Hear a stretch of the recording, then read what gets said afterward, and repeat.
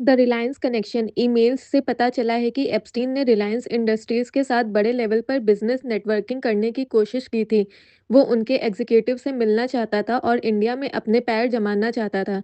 हालांकि रिलायंस की तरफ से किसी इल्लीगल काम का कोई सबूत नहीं मिला है, लेकिन एप्स्टीन का उनके पीछे इतना इंटरेस्ट दिखाता है कि उसकी नज़र इंडिया की इकोनॉमी और यहाँ के ताकतवर लोगों पर थी। इतना ही नहीं, एप्स्टीन की कॉन्टैक्ट लिस्ट में कई ऐसे इंडियन सरनेम्स और एड्रेस मिले हैं जो मुंबई और दिल्ली के पॉश इलाकों के हैं। ये वो लोग हैं जिन्हें एप्स्टीन पोटेंशियल टारगेट्स या बिजनेस एलीज की तरह देखता था। एप्स्टीन का तरीका था फिलैंथ्रोपी यानी दान पुण्य। वो बड़े लोगों को चैरिटी के नाम पर फंसाता था, इसलिए इंडियन बिलियनर्स भी उसके रडार पर थे। रिपोर्ट्स के मुताबिक 2000 से 2010 के बीच एप्स्टीन ने कई बार एशिया के चक्कर लगाए थे।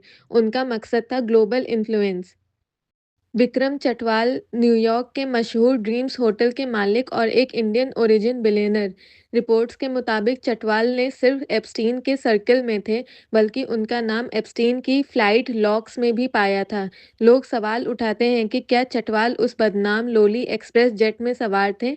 हालांकि चटवाल ने कभी इस पर खुलासा नहीं किया है, लेकिन उनका एप्स्टीन के इतने करीब होना भी कई सवाल खड़े करता है। दोस्तों, एप्स्टीन आइलैंड, इसे लोकल लोग पीडोफाइल आइलैंड भी कहते थे।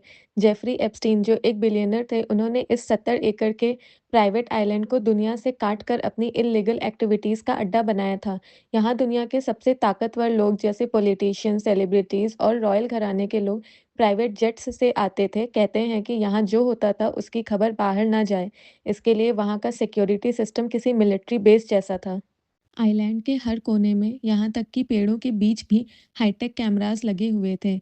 ये कहा जाता है कि एप्स्टीन इन कैमरास से बड़े लोगों की वीडियोस रिकॉर्ड करते थे, ताकि बाद में उन्हें ब्लैकमेल कर सकें। वो सारी फुटेज टेप्स कहाँ गईं, ये आज भी एक बड़ा रहस्य है। आइलैंड पर कई ऐसी चीज़ें मिली हैं जो बिल्कुल बेतुकी सी लगती हैं। आइलैंड पर सबसे ज़्यादा चर्चा एक अजीब दिखने वाली बिल्डिंग की होती है, जिसे लोग टेम्पल कहते हैं। अजीब बात यह है कि इस बिल्डिंग की छत पर सन गोल्ड कलर का डोम था और बाहर ब्लू स्ट्रिप्स थी। इसके दरवाजे नकली पेंटेड लगते थे और देखने में ये किसी मंदिर या जेल जैसा दिखता था। कुछ लोग मानते हैं कि इसके नीचे टनल्स का एक बड़ा जाल था, जहां इल्लीगल काम होते थे, क्योंकि ऊपर से देखने पर यह बिल्डिंग काफ़ी छोटी लगती थी। एप्स्टीन अपना प्राइवेट जेट इस्तेमाल करते थे, जिसे लोलिता एक्सप्रेस कहा जाता था। इस जेट की फ्लाइट लॉग्स जब सामने आई, तो उनमें दुनिया के कई बड़े नाम शामिल थे। ये लोग वहाँ क्यों जाते थे और आइलैंड पर उनके साथ क्या-क्या होता था, ये आज भी एक बहुत बड़ा सवाल है।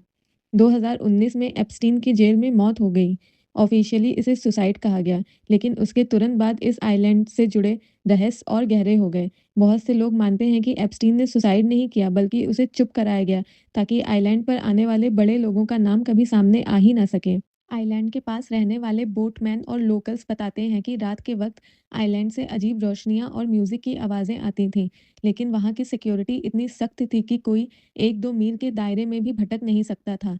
एप्स्टीन और उसकी पार्टनर लड़कियों को मॉडलिंग या अच्छी नौकरी का लालच देकर इस आइलैंड पर बुलाते थे और ताकतवर लोगों को सर्व कराते थे।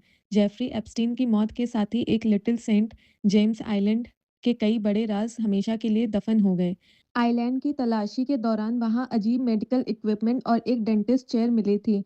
कुछ लोगों का मानना है कि एप्स्टीन वहां इल्लीगल मेडिकल प्रोसीजर्स या एक्सपेरिमेंट्स करवाते थे, लेकिन इन्वेस्टिगेशन में ये बात भी सामने आई है कि वो वहां लड़कियों का मेडिकल चेकअप करवाते थे, ताकि वो गेस्ट के लिए सेफ रहें। ये उनके सिस्टम का सबसे घिनौना हिस्सा था। एप्स्टीन को ट्रांसह्यूमैनिज्म यानी इंसानों को मशीन या अमर बनाने की साइंस में बहुत इंटरेस्ट था।